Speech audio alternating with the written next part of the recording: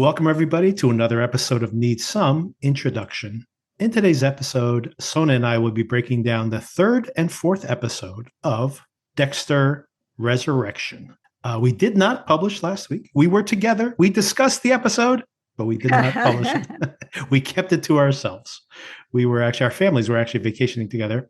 But, you're vacationing with the family, just wasn't convenient to record. So we were too busy having fun. Exactly.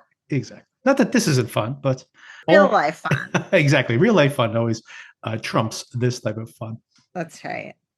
We were also too busy waiting for food. Yes. If we could get back all the time we spent waiting for our meals, we could have had time to do the podcast. That is every time we go on vacation. No, inevitably, it's like half the day is waiting for food to arrive. So that's just how it is. So therefore, we will be touching, I think, relatively briefly on episode 3, although there's some highlights we definitely have to touch on, but primarily talking about episode 4 as well. Before then, Sona, I wanted to mention a couple of things. One is I got to see a preview of a movie called Together. Have you heard of this movie? I'm not sure. Tell me more. Alison, Brie, and Dave Franco, who are actually married in real life. And it's a comedic horror film where I don't want to give too much away, by the way. I didn't know much about this film. I saw it. I highly recommend it. If you like those two characters and you like a horror film that, I mean, I don't want to give away too much. I do wonder how this is being promoted. I avoid trailers if I plan to see something. This movie's gotten very good reviews coming out of the film festivals, so I was already planning to watch it. I got to see it early. This was an advanced screening, but it's not coming out till next week. But it was very well attended, nearly a sellout.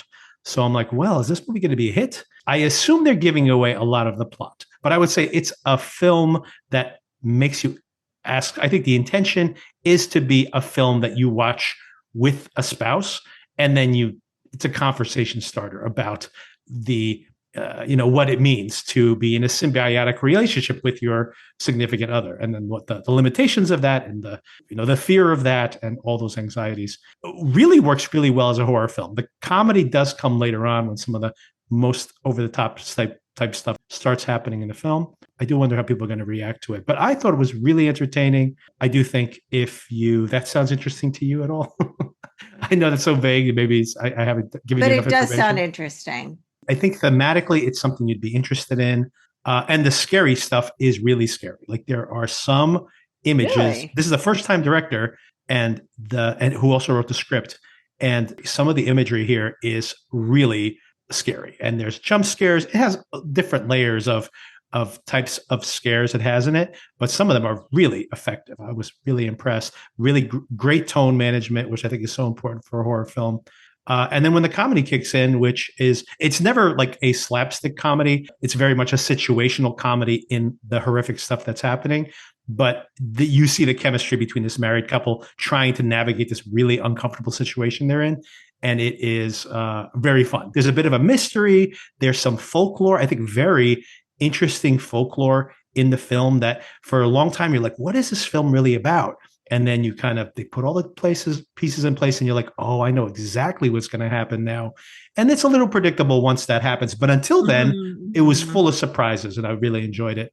And even the end, it's a little pat, and predictable, but I still thought it was clever. And I do think it is a good film to see as a couple, because when you get to the end, it's one of those things where you sit there and go like, is this a bad ending for these people or is this a happy ending for these people? And I think the film wants you to ask that question. So yeah, it's put it on the radar if you do like these type of film that has, and don't watch the trailer. I haven't seen the trailer, but I would assume, given the type of film this is, that they're probably giving away a lot of the plot as a selling point. And I would say the less you know about it, the better. Can be a little gross sometimes. So if you don't like body horror, I'd say in general, if you have a real aversion to it, then you may not want to watch this. But it's not too extreme. It's I would say in general. And the other thing I wanted to mention is just announced today, Sona, that Rhea Seehorn, Vince Gilligan TV series from Apple TV has gotten a title and a release date. Sona, it's coming November 7th, and it's called Pluribus. I'm sorry, Pluribus, of course. And the second I in Pluribus is a 1. So that's obviously a reference to Pluribus Unum. November 7th is an election, approximately election day. So maybe there's something about that. They have a teaser for this, which is only 30 seconds long. But all we see in the teaser is a woman giving away free donuts, setting up a table where she says, help yourselves. But she is licking all the donuts before she puts them out. It's pretty gross. That's the teaser, 30 seconds of that as a teaser for this show. But I've been highly anticipating this.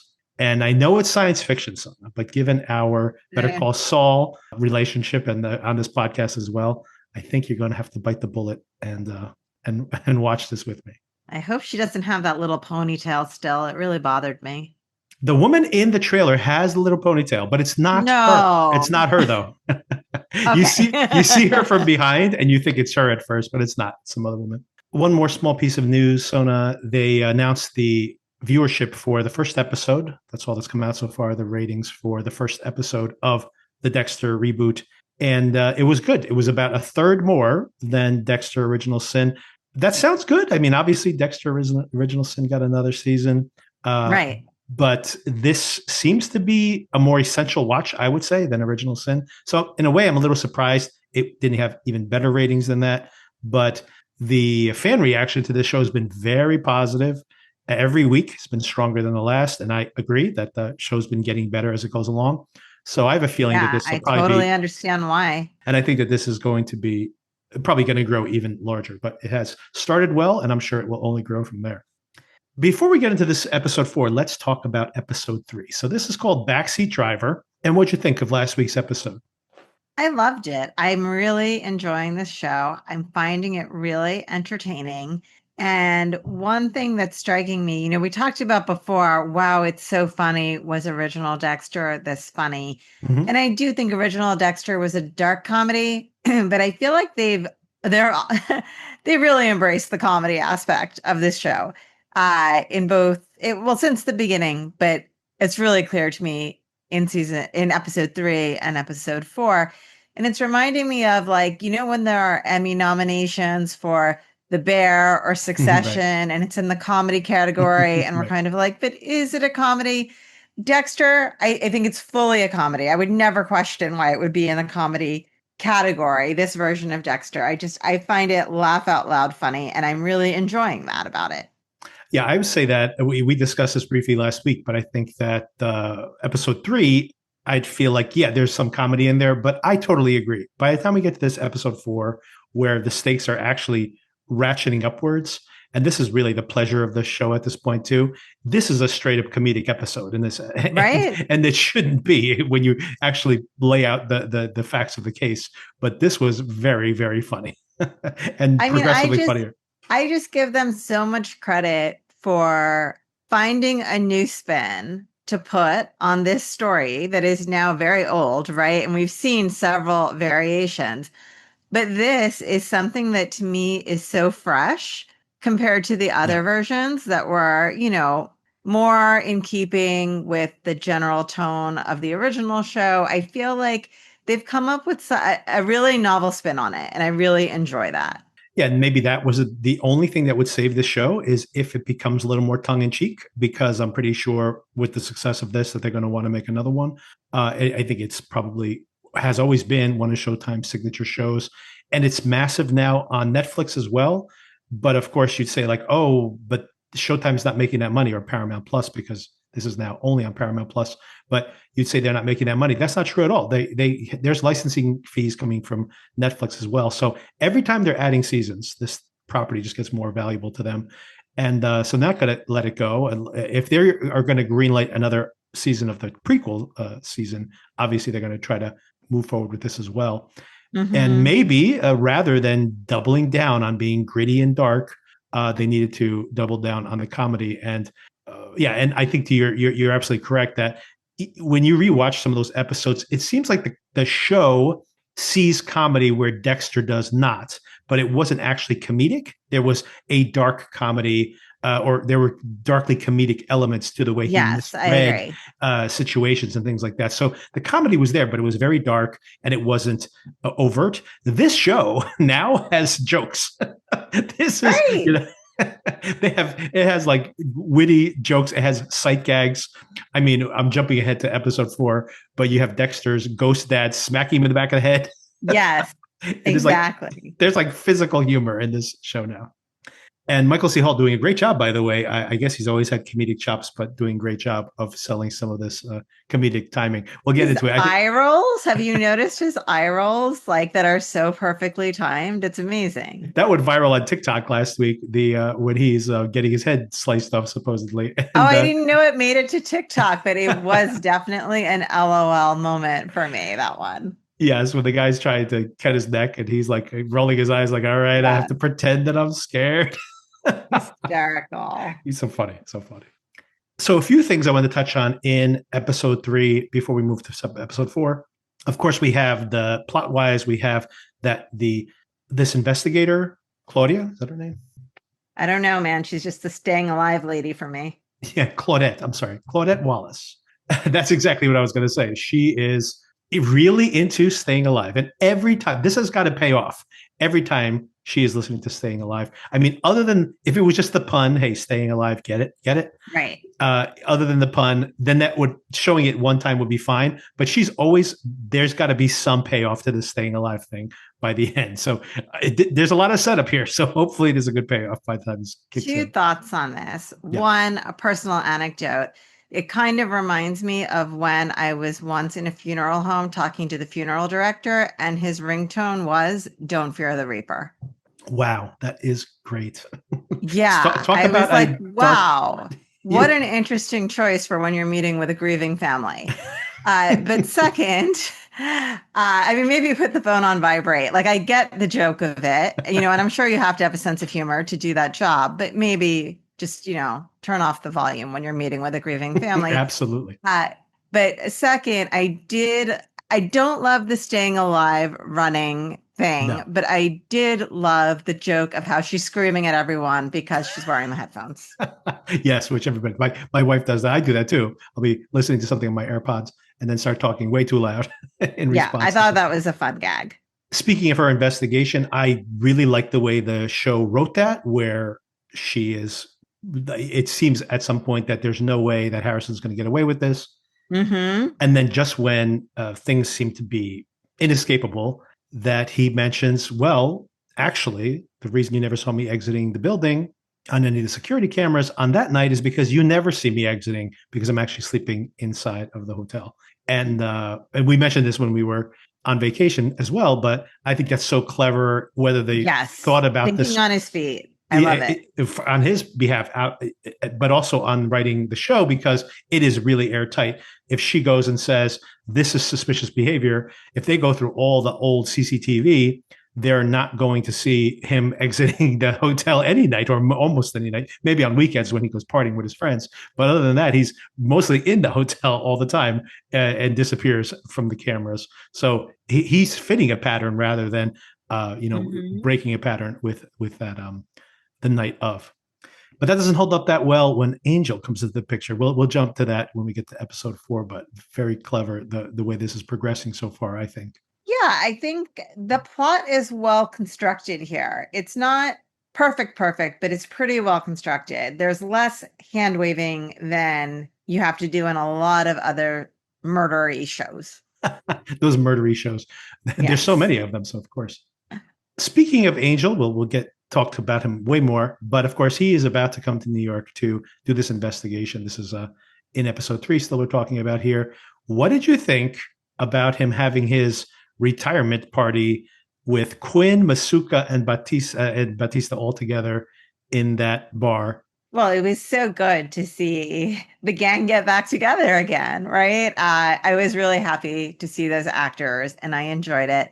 And I liked the comedy of that scene as well, with the different sexual innuendo type jokes about prostitutes and whatever else. It's not top of mind now because it's a couple of weeks ago, but I enjoyed seeing them all together. I enjoyed him being back in Miami. I could do with a few more Miami scenes. I wouldn't mind it. Do you think, if you were going to predict now that, for example, Masuka is going to show up in New York City later this season? Would you like to see it? Let's put it that way. I would like to see it. I would like to see him and Quinn there. It would be fun if when I saw this, I'm like, this is a goodbye to those characters. That's why they've had the scene here. But now as we're discussing it, I actually think it would be fun if the investigation progresses and he's closing the net on Dexter, and Dexter's like, I know Angel's going to show up at my door, and he's preparing for whatever's going to come, and he opens the door and it's like Masuka or something, or all of them. That would be fantastic. What a great reunion that would be. Whoever's still alive in Miami, bring them up. Exactly. There's a question of how many people are going to be alive from this cast by the time we get to the end. Yeah, for sure. Some of these people I thought were going to have bigger roles in this show, let's say. And of course, one more thing we talked about, which we thought so clever here, once again, it was right there in plain sight. We talked about it overtly in episode 2, our discussion of episode 2. But there's this multiple times. For us, it just seemed like, and it definitely was that as well. But for us, it seemed like a plot hole in a way that, or some lazy plotting where they're saying, it's so you look just like the guy who tried to saw my head off last week. You want to move into my friend's house? So it just seemed like a little irrational, that whole thing. But of course, they were setting us up the whole entire time that if he does look like this guy, vaguely, and this guy has, he doesn't like putting his pictures on the internet. He's very, very incognito, which of course makes perfect cover for him to be replaced by Dexter, which of course isn't Dexter's plan, but is what ends up happening. And then it was kind of perfect to see how these pieces came together last week. Yes. And I think because this show is not taking itself so seriously, it works on the level of like, it is funny that everyone is saying, hey, you look just like that guy. And now he realizes he can impersonate that guy. One thing that we speculated on, that there might be some kind of commentary here that he was the killer himself, this Uber driver killer, was saying everything was better in this city until you people showed up. And we thought there might be some commentary on, this. Yes, I'm happy you brought this up. Yes. That they might be the immigrants that he was angry at, or these, and that we're like, well, how is Dexter even going to be targeted by this guy? Because maybe he doesn't fit the profile. But of course, we find, it turns out that this like origin story for this killer is that this, I know people who, this is actually a story that was quite a story a few years back, where the origin story here is those you people that he's referencing are not minorities. They just happen to be, because that's a pretty popular job for these people who are foreigners to have. It's the Uber drivers who basically destroyed his dad's life, because his dad had probably put $250,000 or whatever it was back in the day to buy a taxi medallion. And of course, was bankrupted by it because Uber came along and people were just could basically be taxi drivers without Uber, without a medallion. So that's the big payoff we get on the motivation for this killer. Okay. So that, as you said, is a true thing that happened. And a lot of taxi drivers were taking their own lives for that reason. Exactly. A few thoughts as someone who is like pretty local to this.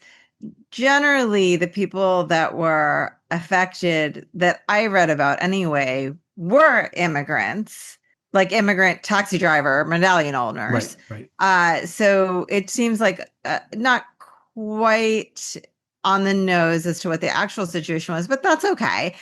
But also, it feels like a little bit of misdirected anger as far as the drivers, as far as where the root of the problem is. I think it's with the people that own the rideshare company, not the people that are driving for the rideshare company. Exactly. Or the people who, or I should say the agency that allowed those medallions to be sold at that ridiculous price and didn't reimburse the drivers, for example, when they approved the Uber ordinances. So yeah, I just think the dark passenger maybe needed to look at an org chart, because like the Uber driver, who by the way is sometimes also a Lyft driver, and you know what I mean, like they just rotate out the company that they're working for. They're not the ones that created or your this car problem. driver. Yeah, like they are just trying to survive in this world like anybody else with a job. So I like the story, but it doesn't quite tie for me. After I said that this plot is pretty tight, now I'm complaining about it. Well, you know what? I personally am of the opinion that this is the excuse that the serial killer uses to kill Because he just people. wants to kill people. Exactly. Just like I can go with that. in the real world of serial killers, I don't think they actually have a real legitimate reason. They're mostly just damaged people that want to kill people, and they need an excuse to do so. Yeah, I can go with that. That makes sense. I mean, that's basically Dexter, right? Dexter really wants to kill people. And it's like the whole idea is like, well, maybe if I can get my son to kill serial killers only, I won't feel so bad about not turning him in. What did you think of the fact that when he's driving his car and he like is not prepared for that guy to come in, he wants water, he's being, overly asking for all these things, and he gets 3 stars, and he says, "Oh, 3 stars, not too bad." And then he presents that to his housemate, his landlord, I should say. Blessing, yes. Blessing, of course, who's like, "Oh no, no, you're gonna lose your license. We got to work on that." Yeah, all of those, like, they're laugh out loud moments for me. Honestly, I love it. I just love the idea, by the way, that this person who's a serial killer and has like no social context or skill has to be an Uber driver that's trying to get like a 5-star rating by anticipating what these people want as they come into the car. I mean, first of all, he's new to this, so everybody would have problems with it, but especially him, he'd have like he'd have not a clue on how to, that this is not what is his strong suit, let's say. I mean, do you take a lot of Ubers or Lyfts? No, very rarely, actually. I take them fairly regularly, and maybe this is my own paranoia as a woman traveling alone. I'm not eating or drinking anything that the driver gives me. Mm-hmm. Like, I appreciate the effort, but I'm not going to eat or drink it, and I'm not going to complain if it's not available. Yeah, I never drink the water that's in the car, but never thought of it from that perspective. Usually because it's a relatively short ride, so I don't know unless it's really powerfully doped, I'm probably okay. Plus, there's a record of it because you actually have that. That's in a way, of course, bad things happen in Ubers as well to both driver and passenger sometimes. For sure. But you have a paper trail that leads to, so it'd be a really dumb thing to do, let's say minimally. But regardless, I haven't thought of it from that perspective, but I think that the point is you just have it there so that you get the 5-star rating as a, you make the effort. So by positioning himself near the office building, once again, this guy, Red Schmidt, his last name, seems to be doing a really bad job, by the way, of picking these drivers right in front of his office. And even then, at that point, I'm like, well, he's not going to kill him the first time he rides in this cab. But apparently, I'm not sure how this guy didn't get caught before, because it literally is like, call an Uber in front of your office and then kill them. I'm not sure. Maybe the staying alive detective should have been on this earlier. But we had seen earlier in the show that Blessing was doing a repair to the house and putting some of the aluminum that I forget, I don't even know what you call it, but it's that foldable aluminum you usually use on the edge of the house. And as soon as he saw that, Dexter starts thinking, I know what I could do with that. And he puts on his turtleneck and puts a row of this in there. I got to tell you that this was, he was very calm when this guy's trying to saw through his neck, because if that thing had slid. Did you know that it was under the turtleneck when you were watching it? Or are you surprised? I was surprised. Oh no, I knew it was there because first of all, when I saw the aluminum, I was like, that's, it's one of those things where there's like a cutaway shot and you see him go like, and I didn't know how it was going to pay off. I wasn't even thinking about it until I saw him in the turtleneck, and I'm like, oh, I see what he's doing. But I didn't get it until it was actually happening. But like, when the chain was on his neck and he was rolling his eyes, you knew that he was not in danger, right? Yes. And you knew it was at that point, you knew it was the yes, but only once the chain was only when it actually happened. I only put it together then. I got to tell you, I know he likes his pattern of using the syringe with the whatever the drug is that he uses, with the alias Dr. Patrick Bateman. Yes, a little American Psycho reference. But I mean, like, given that the guy's going to be the back seat, the idea that he's like, I'm going to have the syringe and I'm going to put it in his neck, like he might have improvised a better solution. Yeah, it was pretty stressful for me watching him grapple with the thing under the seat. Because I mean, if you've lost something under your car seat, you know that it's basically a black hole. He's never going to get it back. Like if I drop my phone in there, I have to literally like pull over and like dismantle the car seat to find it again. So Yeah, I mean, like I the don't even know how he found flexibility this that thing. is required in your hand to reach under there. He's done this many times before, so maybe his fingers are better attuned for this type of work. The fact that this guy is so nonchalantly having this conversation with him while he's trying to saw his head off, I'm like, I'm pretty sure that went much faster in all the other instances. So after he's still cut through this guy's neck after 3 or 4 minutes of conversation, he must. There is that very funny moment though where he's starts choking him out and literally starts sawing, and he's saying, are you scared, now? And he's like, oh yes, I'm Yes. very scared. Hysterical. He was very confident in the way he had tucked that into his turtleneck. I'm thinking in my head that if that cable slides one way or the other, he's still in trouble. So but he's he's cool as a cucumber, this guy. And then we have one of our official, the first right of the season, this kind of ritualistic killing, the one we're used to. Dexter has conveniently found this abandoned warehouse where he can build a fire and doesn't attract any attention. He says he used Google Maps or something to find the worst area of the city where no one hangs out. So apparently that's the logic here. And he's disposing of those bodies. So there's no more 9 segmented body parts turning up in around town. Oh, one more comedic point here, of course, is that he reads when he's actually, after he kills the guy and he's exploring around the house, he finds his trophies, he finds the invitation, he finds the $100,000. He looks like this guy. Apparently, that's what everybody said. We even get a little flashback to that conversation.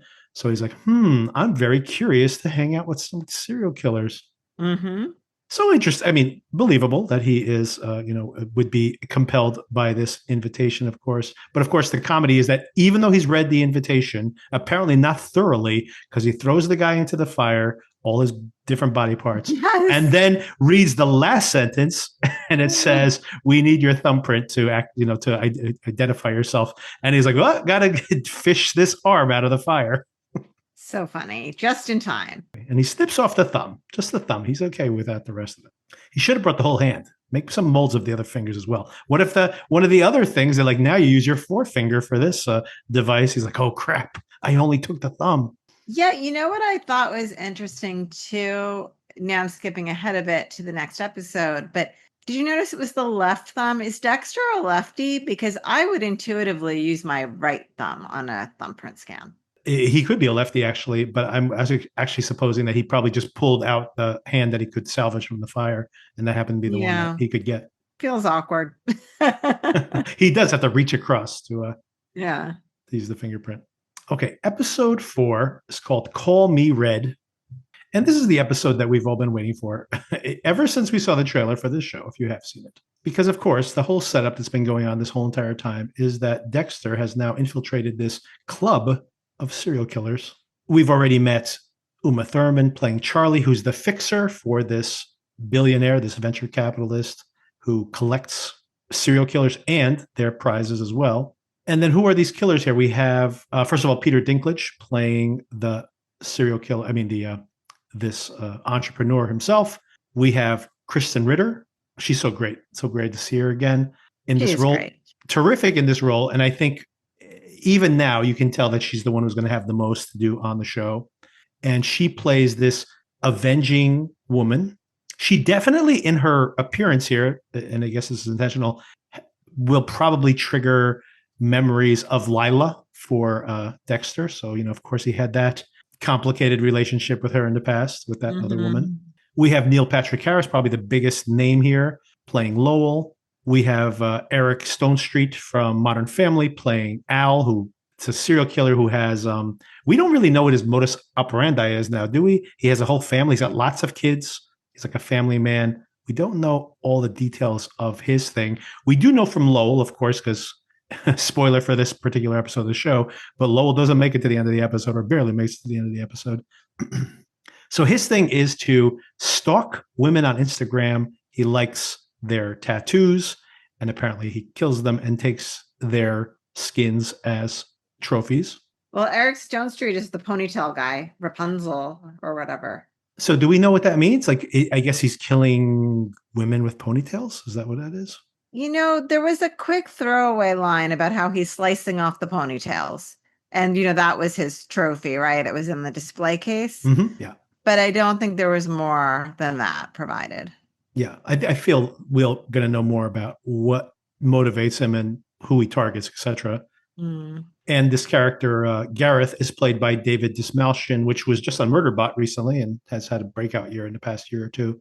And he, once again, we don't know much about this right character, but it once again feels like he's going to be more important as the show progresses. I have a feeling that maybe like Al will be the next to go. Do you have a feeling which one of the who's going to get killed off next week? Yeah, do you have any expectations? I hadn't given it thought, but I certainly don't think it's Kristen Ritter.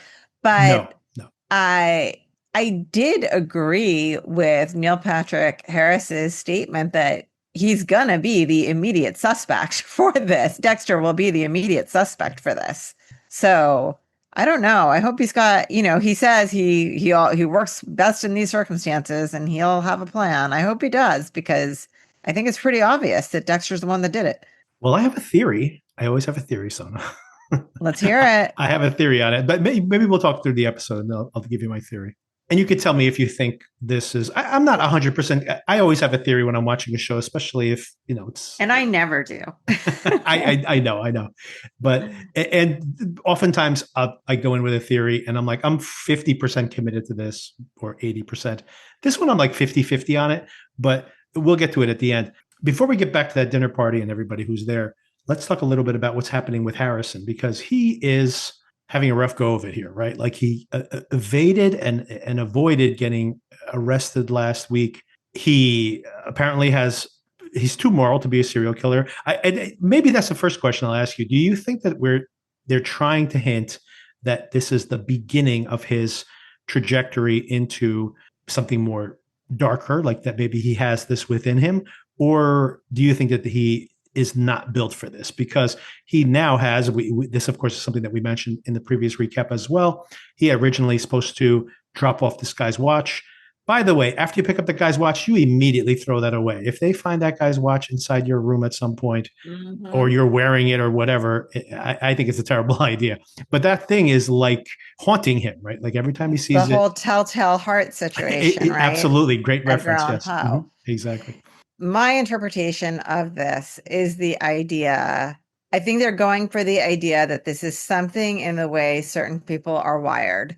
And Dexter was wired that way and has passed that down to Harrison, which I think is interesting because on my watch of the original Dexter, one of my constant complaints, opinions, whatever you want to call it, was Harry could have chosen a different way to deal with Dexter that involved a therapist and a social worker and, maybe some intense interventional treatment rather than kind of, it seemed in the original Dexter, quickly resigning himself to the fact that there's nothing to be done except channel this kid's bloodthirstiness into a moral killing code.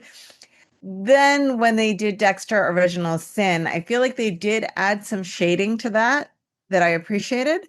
But now here we kind of seem back to the idea of, some people are just going to be serial killers and there's not too much you can do about Nothing it. you can do about it other than channel that into something. Right. And Harrison hasn't had someone help him channel it really. So he feels guilty. As he should. Right. Yeah, that's the question, right? Is it Dex? I mean, I guess if the show was interested in that, and maybe it's mildly interested in it, not uninterested in it, but I don't think it's its main agenda, that there is a version of the show that asks that question that you're asking right there. Is Dexter maybe even worse to have him around because then he trains him to get comfortable with this, which of course makes the serial killer rather than saying that, no, this is wrong and you should never do it again. And it's good that you feel bad and, like basically encouraging that humaneness within him. And which of course Dexter is not going to, which he's incapable of. By the way, I read the Dexter novel before the show was even on the air because it was very well reviewed and very popular back in the day. And there are questions there of the father that when he I always basically said this is that the father was such a mysterious figure that we don't know. We only know this version of it that is in Dexter's head, obviously. Was the father potentially, like to your point of training the kid to maybe be channel this violence in a very unproductive way? Was there something in the father that made him maybe sociopathic, right? And then we don't really know because we never met that character. And once again, maybe even what he was trying to teach Dexter was just not how to get caught and how to be very selective about doing this. And it's his version of his dad that's telling him to like let's pick one guy every week. Maybe that wasn't the intention because, of course, we're not really meeting the dad, which is what's interesting about the flashback. That could be where that becomes intriguing because those questions have to get answered in that flashback. How have they addressed that on that show? Like, do you get a read that the dad was maybe messed up in his own way? Oh, you definitely get the read he was messed up in his own way, but not in a way of being bloodthirsty. My recollection of the original Sin show is that they do a really good job of developing the conflict that Harry feels, his understanding of what's going on with Dexter. Like, I think there's even, if I'm remembering correctly, there's even a scene where he ends up throwing up because he's just like so sick at the idea of everything that's happening. I had a lot more, I don't know if sympathy is the right word, but understanding of how things ended up the way they did from watching Original Sin than in the original Dexter, where I just thought he jumped far too quickly to trying to channel these urges into something productive for society. But I didn't get the sense from Original Sin that Harry himself was kind of like using Dexter as a proxy to create some kind of social justice or some sort of satisfaction of an urge to do that kind of violence. And yeah, I think that's what is probably the most interesting idea of this father and son dynamic, which of course we see Ghost Dad and Dexter and Harrison as well. So we have this three generations basically of these. And once again, it's like a theme we've seen in multiple shows we've covered, but the effect of bad parenting oftentimes on these kids. And can you get over your trauma and how can we work through those things? I'm remembering now, one of the things from Original Sin was he says that he encouraged Dexter to work at Miami Metro in the homicide department because he thought being around all that murder might quell that urge somehow. Like that would be good enough to just be like murder adjacent rather than actually committing murders. Which might be the wrong mentality. If this is psychologically accurate at all, right? We have this moment later on where at the dinner party, they all have this version of the urge or some other terminology about this building need to kill. And the Neil Patrick Harris character talks about how he looks at his trophies as a way to quell the urge, or at least temporarily subsume it in a little bit temporarily, so that I mean, I guess arguably, if he didn't, he'd be killing even more often, or maybe not, because he probably would get caught if he goes on a killing spree. They probably catch him pretty quickly. But maybe that was the dad's intention as well, of saying like, well, maybe if you're around it all the time, it would be some kind of suppressant, but maybe it's a tease in some ways. Yeah. And that he would get to like work with cadavers in med school. And there was a lot going on there of like I mean, well-intentioned, regardless of whether that would actually work on someone who has homicidal urges. The idea of, well, you can cut up a dead person. You don't have to cut up an alive person. The little bit of, I think it might have even been the pilot episode of New Blood, which Original Sin, which I watched. There is that interesting sequence where he doesn't feel that satisfaction until he kills a living creature, right? So the cadavers didn't do it for him, right? So that was very creepy. That's the topic that show went into, especially since it's mostly a comedic show at this point. But regardless, there's some dark stuff here, obviously. What a weird franchise that's been going on for decades at this point. Oh boy. Let's wrap things up with Harrison, because quite a few things happen with him as well. I like that, we were talking about, is this platonic with this girl, or is it going to turn to something romantic? How did you read that when he finally goes to make the move and she's just like, nope, oh no, we're friends. But then she's like, you don't need to apologize. Did you read that as like she's interested also, but she just wants to be careful? Or is that just like, Yeah. oh no, you messed up? How did you read that? I read it as the former, that she's just kind of conflicted about what she herself wants, but I don't think she's ruled it out. Yeah. Plus, I mean, they're both in pretty tough straits. I mean, is this the guy you want to pin your hopes on at this point? So Yeah. he might have some potential, but he's like teenager. It's still right. His hair is so much better though. Have you noticed from the flashback? Yes. And as we mentioned, or as we speculated at the end of last week's episode, Angel has tracked down this car that was registered to Jeff. What was his name? Jeff? His alias. Andrew Lindsay? Well, Jeff Lindsay is the actual author of the books. So I guess they were playing a riff on that. But I regardless, didn't realize it that. was whatever the alias name was. And they found this car. And my friend Harrison, he gave it to me. I didn't steal it. So Angel shows up at the hotel and he's got lots of questions for Harrison.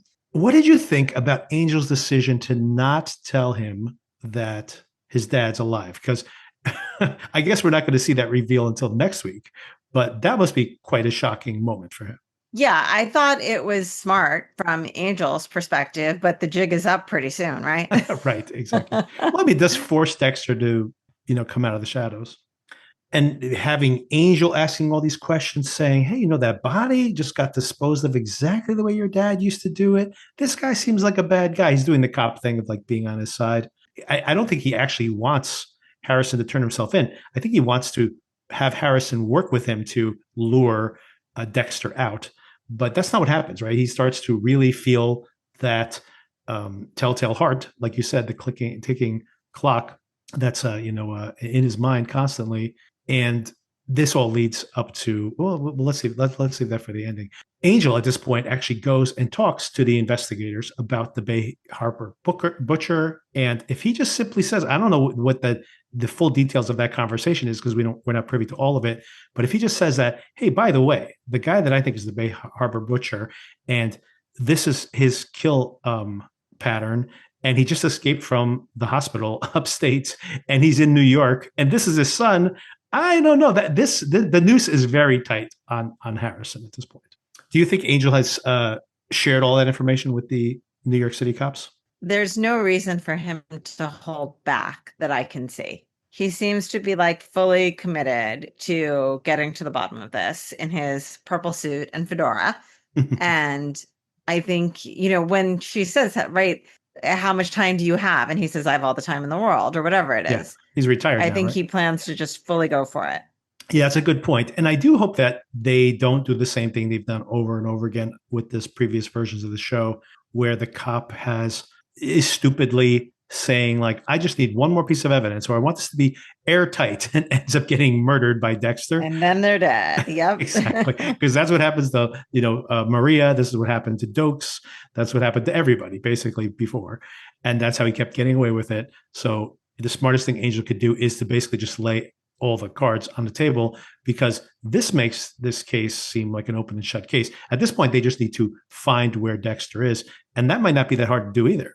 Before we get to the very end of the episode, let's talk more about this cult of killers. I'm dying to. Yes, let's get into it. First of all, love these interiors. Do you know where this is shot at all?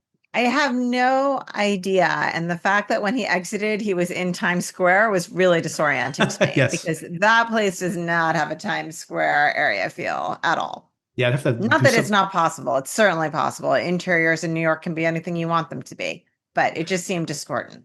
Yeah, I'll have to do some research to see if we can get some actual filming locations. I'm very curious. And of course, like you said, that could be, they could fudge it where the interior is in one place or the gated areas in one place. It might not even be New York. And then he's exiting a gate, and it could just be a facade somewhere near the center of the city. And yeah, what do you think of these killers? I found this really interesting. The idea that there's these different folks who may hate each other if they knew what their motivations were, the type of people who get targeted. They could be at very much cross purposes, and yet are united in this need, this desire, this urge, as they say, to kill other people. Yeah, I thought the idea was interesting. I liked the perspective into Dexter's psyche where he forgets that, in a way, that he is supposed to be somebody else and is talking about his own feelings about killing and the urge, the drive to do that, and that he's never said those things out loud to someone before. I'm not sure that's technically true, but anyway. No, it's true. I agree. There's been numerous people he has actually talked to about, but who have all died now. They're all dead now. That's the point, though. So there's no proof. Right. But so I enjoyed that, and I loved the kind of museum type scene of all the trophies and how he's seeing his own trophies and his urge to touch them, and the reference to his brother and his flashback of what happened with his brother versus, what they think happened and what he knows happened, and all of it. I just give the people that put this together so much credit for finding a story that can work that in. Like, that's amazing to me, the creativity of that. Yeah, that was a lot of fun, that whole situation. Very dark, of course, but really entertaining. Yes. And some of this is pretty silly. But first of all, how do you think that these, I guess just because he has a lot of money, but it seems pretty easy for Charlie to track down these killers within weeks. And then, of course, we hear in Dexter's head, it's like, it only took me 3 days to track this guy down. Another LOL movement. But regardless, whether it's weeks or days, these people have been getting away with murder for decades, apparently. But somehow Charlie, who doesn't even like the work, she's really there as his assistant. She's there because of Leon Prater. Yeah, by the end of the episode, she seems almost like an annoyed admin. When she finds the driver's licenses as the trophies, which of course is such a kick for Prater, that when she finds them, she's like, ugh, disgusting. And she puts the card in there. She doesn't enjoy this work. Yeah. And for some reason, I don't know why, I made this up in my head, I thought this was going to be a first time assemblage of these particular serial killers. Yeah. I don't know why, that I just thought it would be like, they clearly had a reference to this group previously existing with the Columbus Clubber, but I thought this particular dinner would be all first time attendees. So I was surprised that it was like he's being introduced to this already existing group. Yeah, they've been together. He's new to the club, I guess, because he's become famous enough to make it into the ranks. Earned his invitation. Exactly. Plus, they had an opening from the Columbus Clubber. Although it happened after the invitation was already sent. So maybe they knew there was going to be an opening. She did seem already annoyed with that guy. She did kill him in the parking lot. Once again, these people do not seem to be covering their tracks very well. Yes. And we had I watched with my husband again. We had a question too towards the end of the episode with the Neil Patrick Harris character. I know New York City is the big bad city to a lot of people, but we have not gone so far that we are just drugging people and kidnapping them on the sidewalk like this. If New York doesn't have that reputation, well, wherever they were in Columbus or wherever, and that was broad daylight. Yeah, broad daylight in suburban a parking lot in suburban Ohio. I'm like, I don't know if that's the way that would shake out, but I guess so. And a place that surely has a camera, a bank parking lot. You would assume, right? You would assume. Anyway, then we got to just accept the fact that happened, and that's what it is. But we still don't know the details. Funny. I started this conversation by saying this is a tight plot, and then I'm like, it's so tight. This part and that part and the other part. But yes, we'll forgive it all because the funny parts are really funny. It's just so entertaining. Yes. Oh, I buried the lead here. How funny is it that when he shows up, you're talking about how he loves to eat all the time. How funny is it when he shows up and he sees that huge slab of meat and he's like, oh, tonight just got so much better. And they're like, here's your vegan meal. Too bad he's pretending to be a vegan serial killer. It is a bummer. And then that joke pays off again later when he meets up with Maya, and she's like, "Oh, I got you the vegan pastry." He's going right for the Danish. A vegan pastry really does not sound pleasant to me. The kale I'm sure there pastry. are good ones out there. I like the way that, like when he's peeling it apart, they make it like as unappealing as possible. Yeah, I think he ate half a bite. He had to pretend. By the way, here is a gaffe in the production of this show that I don't understand at all. He's looking her up on his phone. Did you notice this? he's looking her up on his phone. Yeah. And she's like, "Oh, are you stalking me?" And he's like, "Oh, well, And she goes, she goes, "Don't worry about it. I looked at you too, and you have like no presence at all." And he's like, "Oh, I like to be private." And then Charlie walks in, the Uma Thurman character, and she goes phones and hands them their phone. Mm-hmm. Those scenes were arranged incorrectly or something in the edit. Just want to call it out. Okay, some more comedic bits here before we get to the end that I thought were so great. I love when he's talking to Lowell on the phone and he's like, "Hey, yeah, we got to get together. I want to talk to you about you and your," and he goes, "Pause, skins." He's like trying to sell this line that he's like, "I really want to know about your skins." I mentioned before, I like when Dexter's hesitant to actually provide some comfort to Harrison, and his dad, the ghost dad, smacks him in the head. The whole purpose of Dexter being in New York was supposed to be to protect and help Harrison. And now he's on this whole side quest. Multitasking. Yes, this is a big digression. Once again, about like, this is such a tight plot. It's a silly show. It's enjoyable, very enjoyable, but it's doing it purposefully this time. Right. Right. So I love it for that. But he's like, "I have to go into the city and make sure everything's okay with Harrison. Oh my God, I don't want him to get arrested. Hey, what's the serial killer club?" Yes. And here his ghost dad is reminding him, it's like, "Hey, this is very dangerous for you. If you get found out, you're surrounded by serial killers, and these people don't want this information getting out, even if they just know that you're not who you say you are." And he's like, "I'll be okay." It's like, what about Harrison?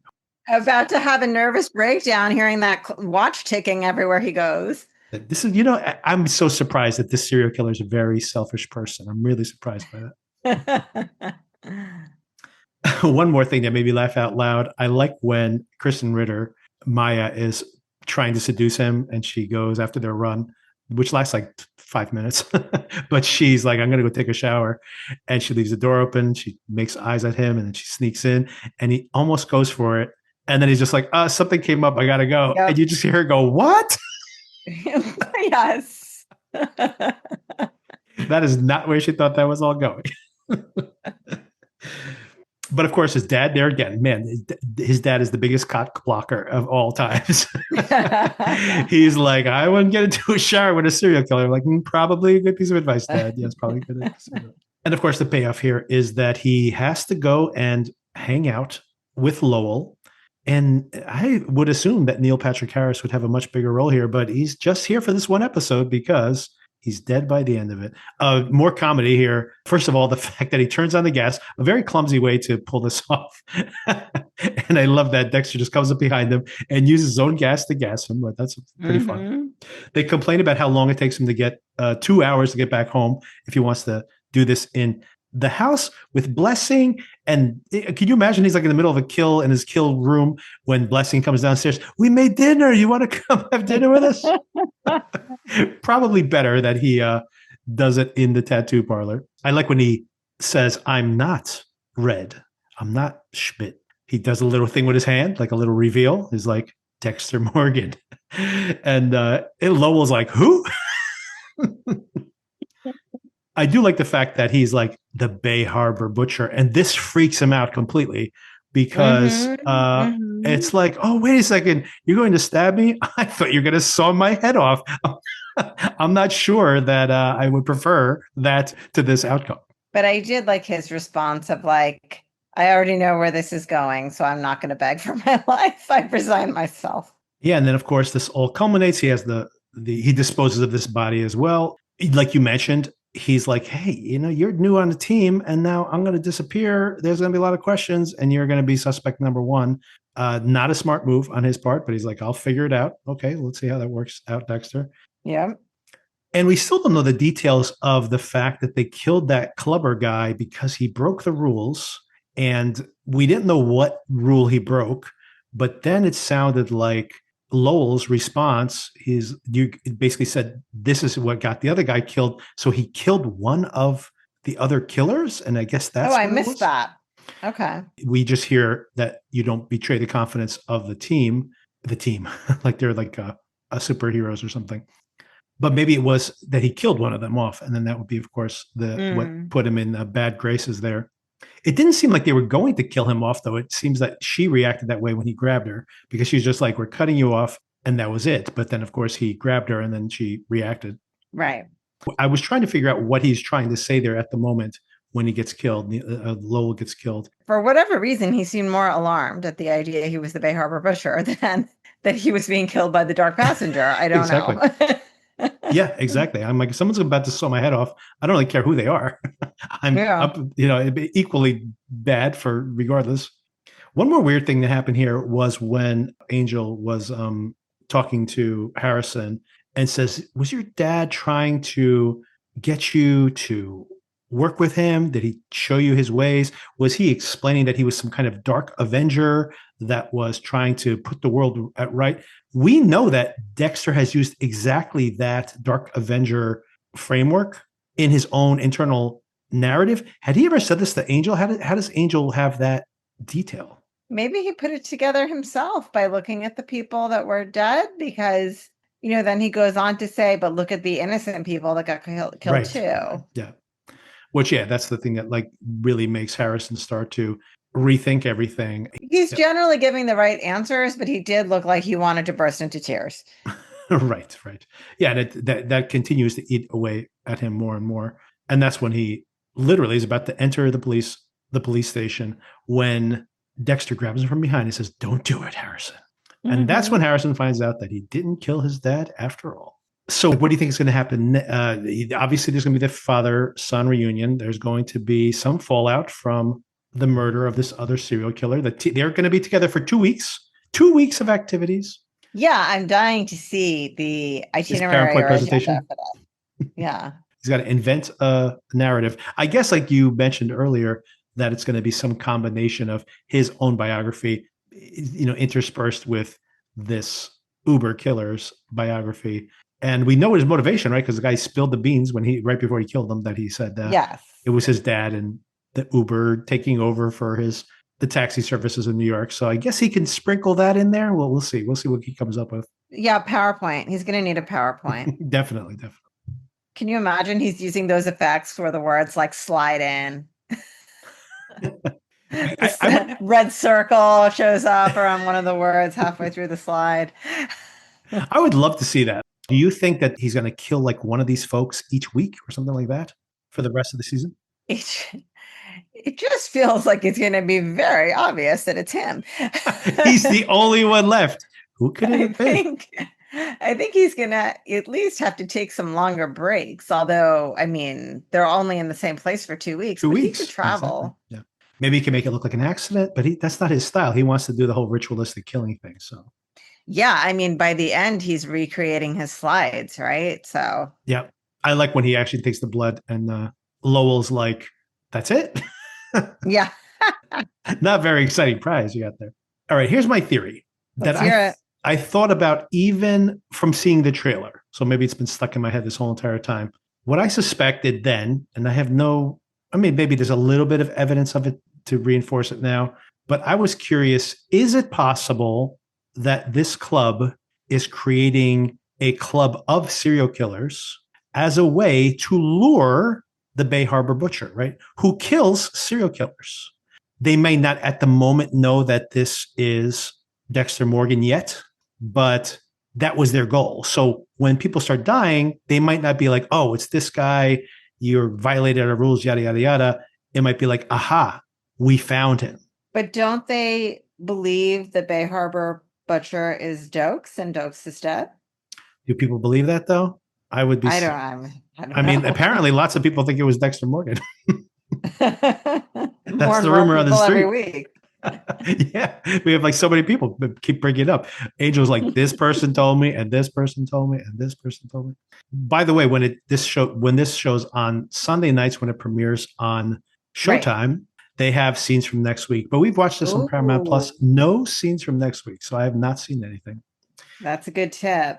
And I usually just find them on YouTube as well. But that's usually when they pop up after the Showtime premiere.